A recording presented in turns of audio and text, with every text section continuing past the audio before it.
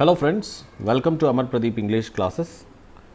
ఈరోజు మనం auxiliary verbs గురించి తెలుసుకుందాం. సో దీన్ని నిజానికి ఆక్సిలియరీ వర్బ్స్ అని ప్రొనౌన్స్ చేయాల్సి ఉంటుంది. సో ఆక్సిలియరీ వర్బ్స్ అనే ప్రొనౌన్స్ చేయడం అలవాటు చేసుకుంటే మంచిది. సో మనం ఆల్రెడీ ప్రీవియస్ క్లాస్లో వర్బ్ దాంట్లో ఫైనైట్ నాన్ ఫైనైట్ గురించి చెప్పుకున్నాం. సో ఫైనైట్ వర్బ్స్లో principal verb or main verb గురించి చెప్పుకున్నాం. ఆ తర్వాత auxiliary verbs and linking verbs ఉన్నాయి కదా ఫైనైట్ వర్బ్స్లోనే. సో ఈరోజు ఫైనైట్ వర్బ్లో ఉన్నటువంటి ఇంకొక రకమైన ఆక్సిలియరీ వర్బ్స్ గురించి తెలుసుకుందాం.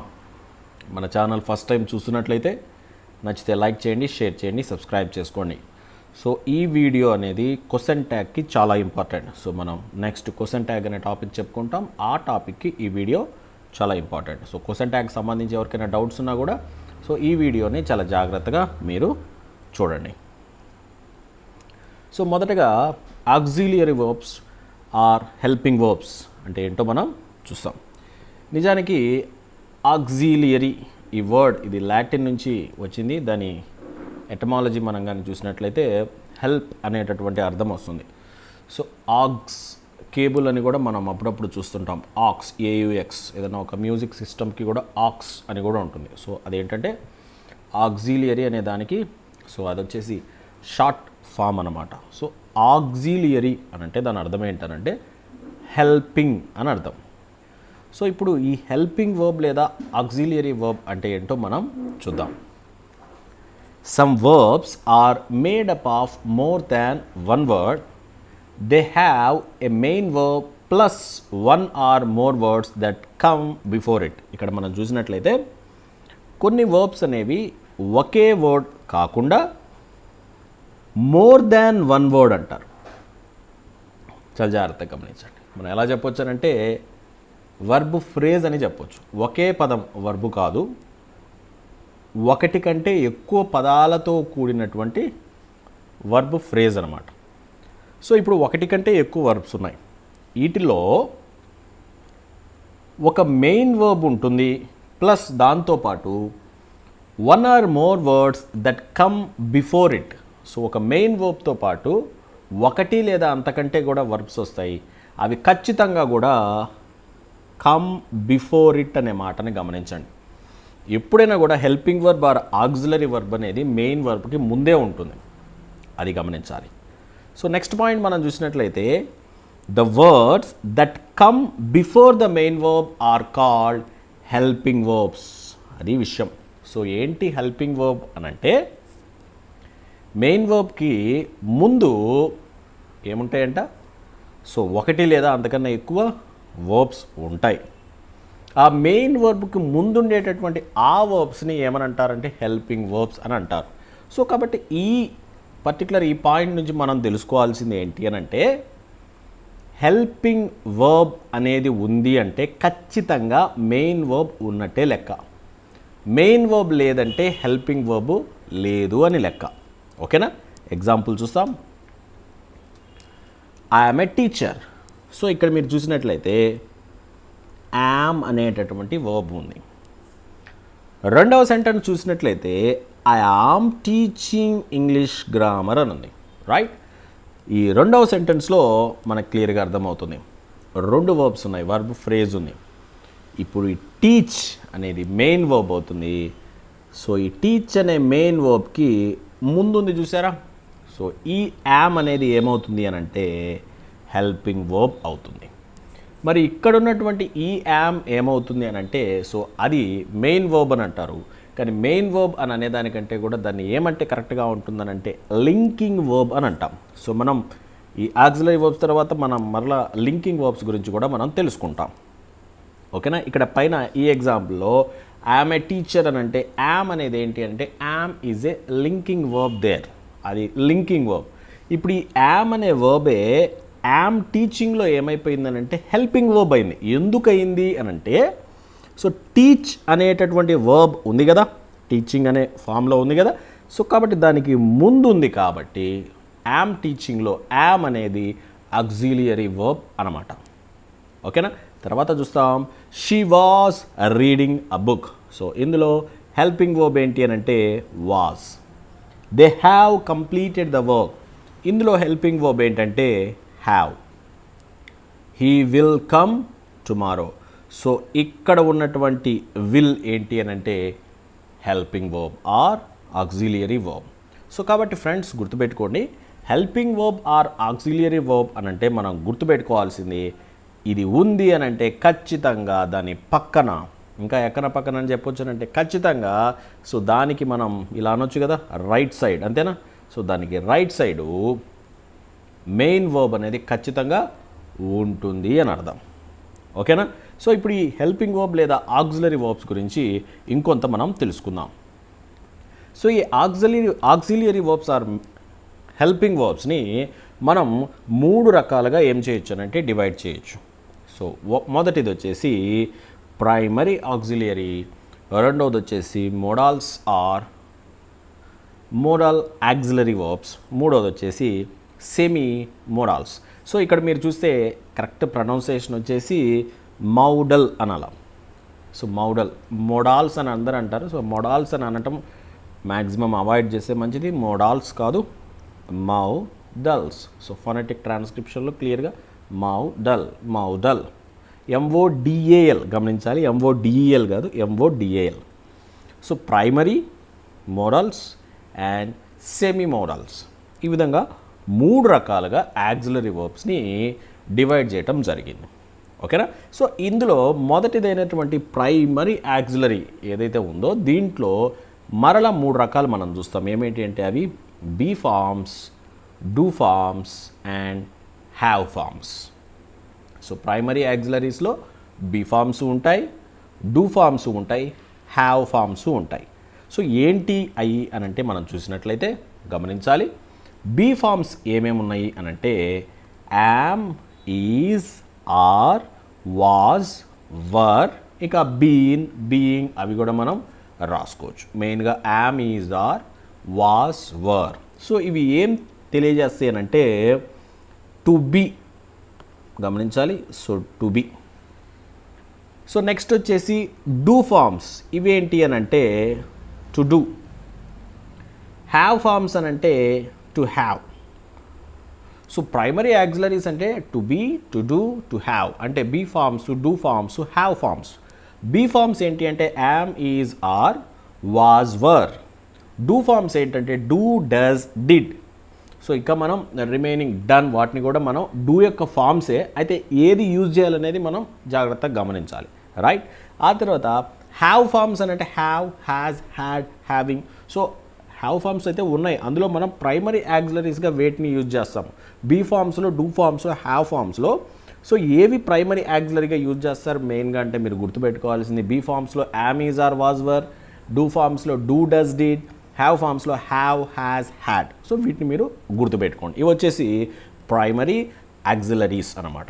ఆ తర్వాత చూసినట్లయితే మోడల్స్. సో మోడల్స్లో మనం చూసినట్లయితే ఏంటి అనేది మనం కానీ చూసినట్లయితే ఇక్కడ చూడండి, can, could, will, would, shall, should, may, might, must, ought, to.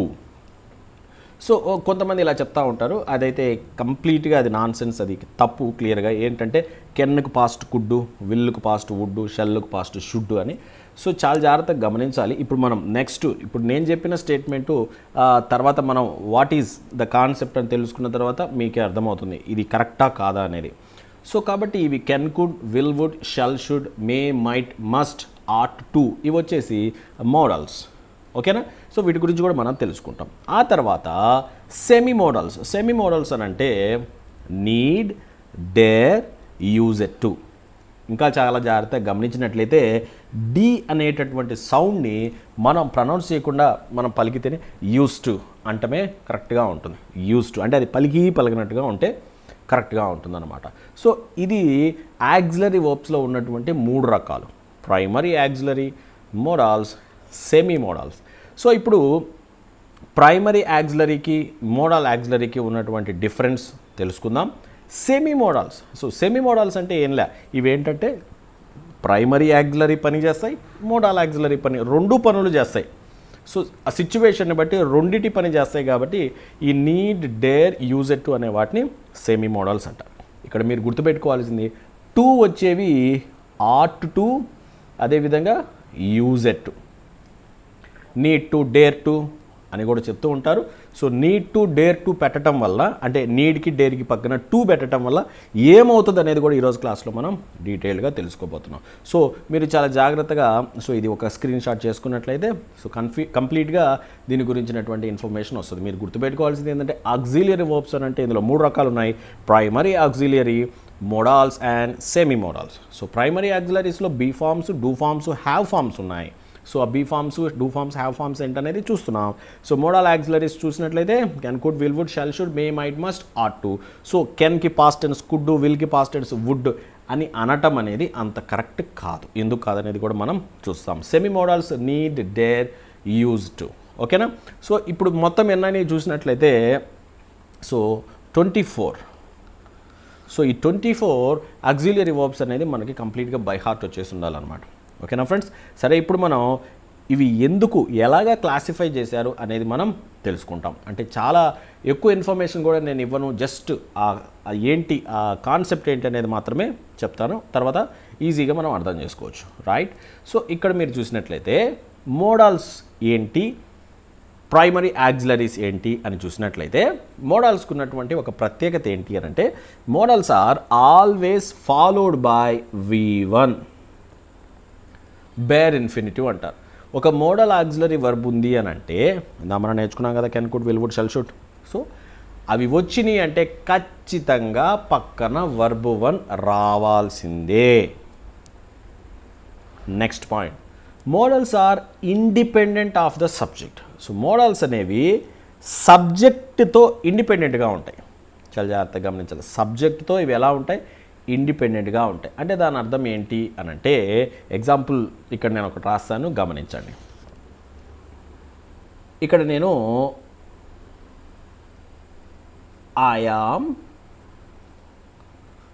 So teaching, so I am teaching ఒక సెంటెన్స్ ఉంది, గమనించాలి. సో యామ్ అనేది ప్రైమరీ యాక్సిలరీ. ఓకేనా? సో ఇక్కడ ఐ అనేది సబ్జెక్ట్ ఉంది కాబట్టి యామ్ అయింది, రైట్? సో ఇప్పుడు నేను హీ అనేటటువంటి సబ్జెక్ట్ని చేంజ్ చేస్తాను. సో యామ్ కాస్త ఏమైంది? ఈజ్ అయింది. ఓకేనా? ఆ తర్వాత నేను ఏమంటాను?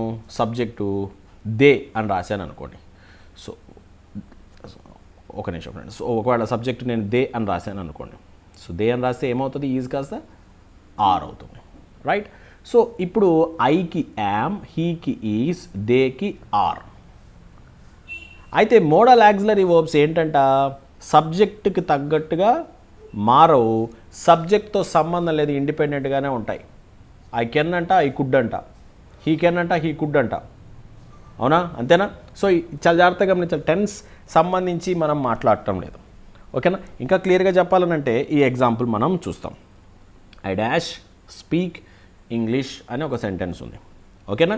ఇందులో మీరు గమనించినట్లయితే ఇక్కడ యామ్ వచ్చింది కదా ఫ్రెండ్స్. యామ్ తర్వాత ఏమొచ్చింది ఇక్కడ? టీచింగ్. సో ప్రజెంట్ కంటిన్యూస్ని ఇండికేట్ చేయడం కోసం ఐ యామ్ టీచింగ్ అని వచ్చింది. లేదు అని అంటే నేను ఏం రాస్తానంటే ఐ యామ్ ఏ టీచర్ అని కూడా రాస్తాను. So I am a teacher అని కూడా రాస్తాను. సో ఇక్కడ యామ్ అనేది, సో ఇదైతే ఇక్కడ ఏం చేసింది అని అంటే దీని పక్కన మనం చూసినట్లయితే సో యామ్ అనేది ఇక్కడ యాక్సిలరీ కాదు, అది లింకింగ్ వర్బ్.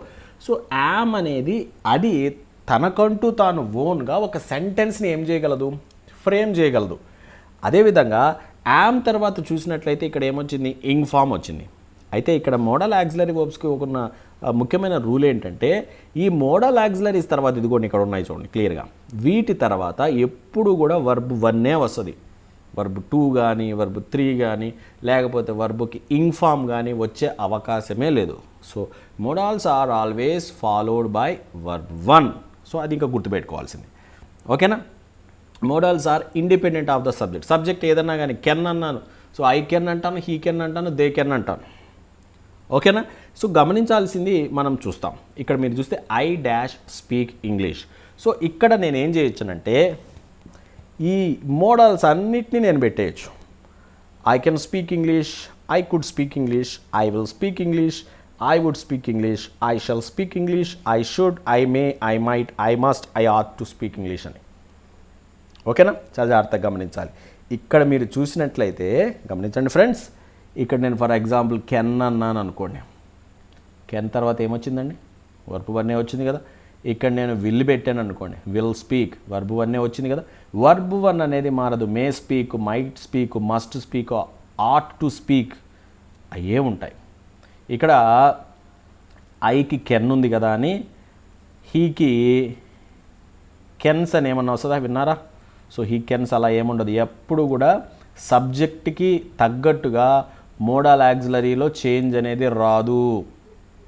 సో ఇంకో విషయం కూడా చెప్తున్నాను, ఇది ప్రజెంట్, ఇది పాస్ట్ అని ఎందుకు అనుకోకూడదు అని అంటే, ఇవి జస్ట్ మోడల్ యాక్సిలరీస్ అని అంటే గమనించండి, మోడ్ ఆర్ మూడ్. సో ఇవి మోడ్ ఆర్ మూడ్ని ఇండికేట్ చేస్తాయి. So mode. సో ఇంకా చెప్పాలంటే attitude. So attitude of the speaker. నిజానికి యాటిట్యూడ్ అనే వర్డ్ని ఇప్పుడు నెగిటివ్గా యూజ్ చేస్తున్నారు. వీడికి యాటిట్యూడ్ ఉందంటే వీడికి ఏదో పొగరుందని అంటున్నారు. సో అట్లాగ వచ్చేసింది కాబట్టి యాటిట్యూడ్ అనే పదం వద్దులేండి. సో మూడ్ ఆర్ మోడ్ని ఇవి ఏం చేస్తాయి? చెప్తాయి. కాబట్టి అవి మోడల్స్. సో మనం ప్రతి మోడల్ వర్బ్ గురించి కూడా ప్రత్యేకంగా మనమైతే క్లాస్ తీసుకుంటాం. ఈరోజు క్లాస్లో మనం కేవలం ఈ డిఫరెన్స్ ఏంది అనే దాని మటుకే అంతమటుకే మనం కన్ఫైన్ అవుదాం. ఓకేనా? So I can speak, I could speak. ఓకేనా? సో ఇప్పుడు నేను ఈ కుడ్ అనే దాన్ని యూజ్ చేసి, అంటే ఇది ఎందుకు పాస్ట్ అనేది కాదు అని చెప్పడం కోసం, కుడ్ యూ గివ్ మీ అని చెప్పి దీన్ని రిక్వెస్ట్ అప్పుడు కూడా వాడతాం కదా. కుడ్ యూ హెల్ప్ మీ అన్నాను అనుకోండి. సో కుడ్ అనేది పాస్ట్ టెన్స్ కాబట్టి కుడ్ యూ హెల్ప్ మీ అంటే నేను అప్పుడెప్పుడు పాస్ట్లో అడిగినట్టు అర్థం వస్తుందా? So I repeat.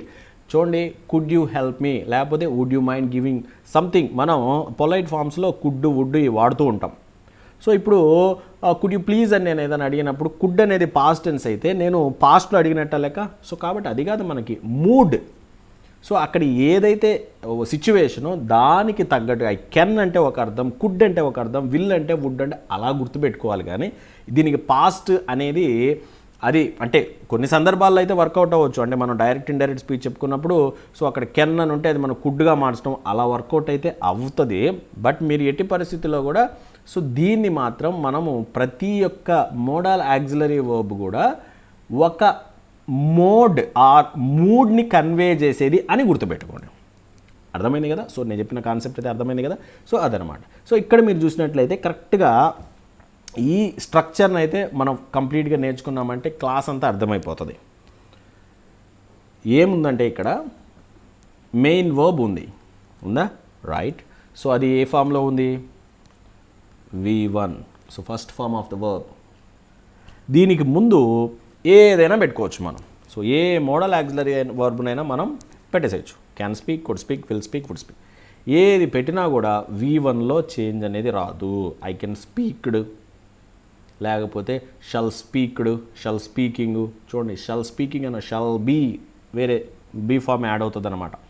సో ఎప్పుడు కూడా మోడల్ యాక్సిలరీ వర్బ్ అని అంటే దాని పక్కన ఇమీడియట్గా ఏం రావాలా? వర్బ్ వన్ రావాలా. అదే గుర్తుపెట్టుకోండి. ఐ రిపీట్, మోడల్ వర్బ్ ఇమీడియట్గా ఏం రావాలా? వర్బ్ వన్ రావాలి. అయితే ఈ మోడల్ వర్బ్స్ అన్నీ ఎలా ఉన్నాయి చెప్పండి? సింగిల్గా ఉన్నాయి. అయితే ఇక్కడ ఒక మోడల్ వర్బ్ ఉంది, అది మీరు చూసినట్లయితే టు యాడ్ అయి ఉందన్నమాట. సో ఆట్ టు ఈ రెండుటిని కలిపి ఒక మోడల్గా మనం దాన్ని కన్సిడర్ చేయాల్సి ఉంటుంది. అర్థమవుతుందా? సో ఆట్ టు అని అంటే అది ఆట్ టు వేరువేరని కాదు, రెండింటిని కలిపి మనం ఒక మోడల్గా కన్సిడర్ చేయాల్సి ఉంటుంది. సో ఇంకొంచెం అర్థమవటం కోసం మనం ఇక్కడ చూస్తాం సెమీ మోడల్స్. సో సెమీ మోడల్స్లో 3 ఉన్నాయి: నీడ్, డేర్, యూజ్డ్. అవునా? ఇవి ఎలా యూజ్ చేస్తారు అని అంటే వీటి గురించి చెప్పాం. సెమీ మోడల్స్ అంటే ఇవి ప్రైమరీ యాక్సిలరీస్గా పనిచేయచ్చు, అదేవిధంగా మోడల్ యాక్సిలరీస్గా కూడా పనిచేయచ్చు అని చెప్పాం. అవును కదా? 2 రకాలుగా ఇవి పనిచేస్తాయి కదా. ఎలా పనిచేస్తాయి, మనం ఎలా నేర్చుకోవచ్చు అనేది మనం చూసినట్లయితే చాలా జాగ్రత్తగా గమనించాలి. మనం ఫస్ట్ చెప్పుకున్న రూల్ అనేది అదైతే మాత్రం మర్చిపోకూడదు. ఏంటా రూలు? మోడల్ యాక్సిలరీ వర్బ్ ఉంది అని అనుకోండి, దాని పక్కన ఇమీడియట్గా వర్బ్ వన్ అనేది రావాలి. అది ఇంకా fix. So you need go there, you need not go there, you need to go there, you don't need to go there. ఇక్కడ మీరు చూసినట్లయితే యూ నీడ్ గో దేర్ ఉందా? Okay. You need to go there.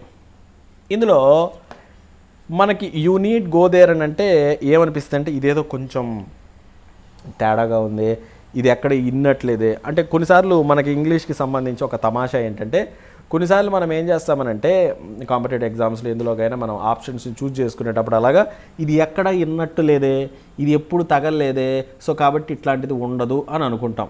నిజానికి మనం ఏమి English వాళ్ళం కాదు, మన మదర్ టంగ్ ఇంగ్లీష్ కాదు. మనం ఇది ఎక్కడ వినలేదే అని చెప్పి దాన్ని తప్పు అని అనుకోవటం అది కంప్లీట్గా అది తప్పే అవుతుంది. సో మనం ఉండకపోవచ్చు, బట్ అదైతే ఉండొచ్చు.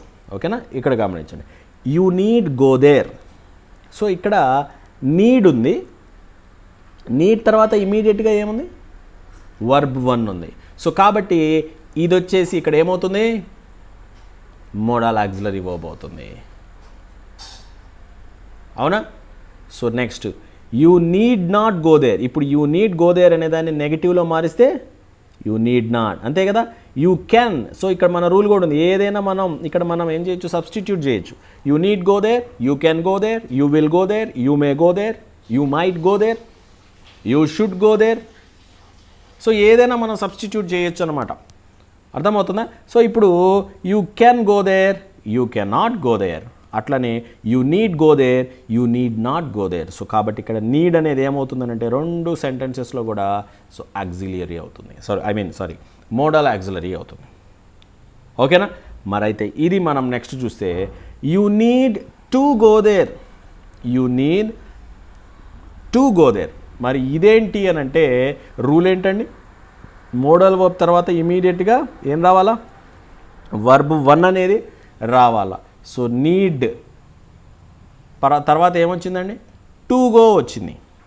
సో టు గో వచ్చింది. సో నీడ్ తర్వాత టు రాకూడదు ఇన్ ద సెన్స్ వచ్చింది అని అంటే అదేంటి గమనించాలి, మోడల్ ఆక్సిలరీ కాదు. You need to go there అనే దానికి నెగిటివ్ ఏమొస్తుంది? You do not need to go there. You need to go there అని అంటే ఇక్కడ నీడ్ అనేది ఏం వర్బ్ అయిందంటే మెయిన్ వర్బ్ అయిందన్నమాట. అర్థమవుతుందా? సో అది మోడల్ ఆక్సిలరీ కదా, అది మెయిన్ వర్బ్ అయింది. అందువల్ల ఏం చేసాము? దీన్ని నెగిటివ్లో రాయమంటే డూ నాట్. చాలా జాగ్రత్తగా గమనించండి, యూ నీడ్ గో దేర్ అని అంటే negative, you need not go there, right? You need to go there అని అంటే ఇక్కడ నీడ్ అనేది మోడల్ ఆక్సిలరీ కాదు. ఎందుకు? మోడల్ ఆక్సిలరీ రూల్ ఏంటంటే పక్కన ఇమీడియట్గా V1 రావాలా. ఇక్కడ V1 రాలా, టూ అని వచ్చింది కాబట్టి సో ఇక్కడ నీడ్ అనేది ఎట్టి పరిస్థితుల్లో ఏం కాదు? మోడల్ ఆక్సిలరీ కాదు. సో ఇప్పుడు ఇది మెయిన్ వర్బ్ లెక్కనైంది. ఓకేనా? మెయిన్ వర్బ్ లెక్కనైనప్పుడు ఒక మెయిన్ వర్బ్ని మళ్ళీ మనం ఇప్పుడు నెగిటివ్లో మార్చడం కోసం ఇక్కడ ఏం చేసాము? డూ నాట్ అని యాడ్ చేయటం జరిగింది. అర్థమైంది కదా ఫ్రెండ్స్? సో కాబట్టి క్వశ్చన్ ట్యాగ్లో యూ నీడ్ గో దేర్ అని అంటే నీడ్ అనేదాన్ని మనం ఎలా చూసుకోవాలా? మోడల్ ఆక్సిలరీగా చూసుకోవాలా. అట్లా కాకుండా you need to go there అని టూ యాడ్ అయింది అనుకోండి, సో టూ యాడ్ అయిందని అనుకోండి, అప్పుడు నీడ్ అనేది మోడల్ ఆక్సిలరీ కాదు. ఎందుకంటే రూల్ ఏంటంటే మోడల్ ఆక్సిలరీకి తర్వాత ఇమీడియట్గా V1 అనేది రావాలి. సో అదేవిధంగా డేర్కి కూడా you dare talk. So dare తర్వాత ఇమీడియట్గా వర్బ్ 1 వచ్చింది కాబట్టి ఇక్కడ ఇది modal auxiliary. You dare not, అందువల్ల నెగిటివ్ ఫామ్ ఏమైంది? నెగిటివ్ ఫామ్ అంటే ఆక్సిలరీ కదా, నాట్ రావాల్సింది. సో ఇక్కడ డేర్ బదులు నీడ్ పెట్టుకో, కెన్ పెట్టుకో, వుడ్ పెట్టుకో, షుడ్ పెట్టుకో, ఏదన్నా పెట్టుకోండి, మనకి కరెక్ట్గా అది మ్యాచ్ అవుతుంది అనమాట. అదే ఇక్కడ మీరు చూస్తే you dare to talk. So you dare to talk. So dare తర్వాత ఇమీడియట్గా వర్బ్ 1 రాకుండా ఏమొచ్చింది? టు వచ్చింది. సో కాబట్టి ఇక్కడ డేర్ అని అంటే ఈ సెంటెన్స్ తప్పని కాదు, ఈ సెంటెన్స్లో డేర్ అనేది ఏం కాదు అని అంటే అది మోడల్ ఆక్సిలరీ కాదు. అందువల్ల దీనికి నెగిటివ్ ఫామ్ ఏమొస్తుంది? నెగిటివ్లో రాయమంటే మళ్ళీ మనం డూని తీసుకొని రాయటం జరిగింది. అదే ఇక్కడ టూ లేదనుకోండి, మనం ఇమీడియట్గా నాట్ని మనం యూజ్ చేయొచ్చు. సో కాబట్టి నీడ్, డేర్ వీటి తర్వాత ఇమీడియట్గా వర్బ్ 1 వస్తే అవి మోడల్ ఆక్సిలరీస్ అవుతాయి. ఆ తర్వాత పక్కన టూ కానీ యాడ్ అయిందని అనుకోండి, సో అవి మోడల్ ఆక్సిలరీస్ కావు. మరి యూజ్ టు చూసినట్లయితే ఆట్ టు యూజ్ టు ఉన్నాయి చూసారా, వీటిని ఎప్పుడు కూడా టూతో మనము కలిపే నేర్చుకోవాలన్నమాట. ఆట్ టు రెండు కలిపి మోడల్ అనుకోవాలి. సో అదేవిధంగా యూజ్ టు రెండు కలిపి యూజ్డ్ అండ్ టు రెండు కలిపి సెమీ మోడల్ అనుకోవాల్సి ఉంటుంది. సో మిగిలినవి నీడ్ టు, డేర్ టు అని పెట్టినామంటే నీడ్కి డేర్కి పక్కన వెర్బ్ 1 రాకుండా 2 కానీ యాడ్ చేసామనంటే అప్పుడు ఏమవుతుంది ఫ్రెండ్స్ గమనించాలి, అప్పుడు అది 2 కానీ యాడ్ అయితే అప్పుడు అది మోడల్ యాక్సిలరీ అయ్యేదానికి అవకాశం లేదు. సో యూజ్ టు దీనికి ఉన్నటువంటి ప్రత్యేకత మనం ప్రతిదాని గురించి కూడా తెలుసుకుంటాం.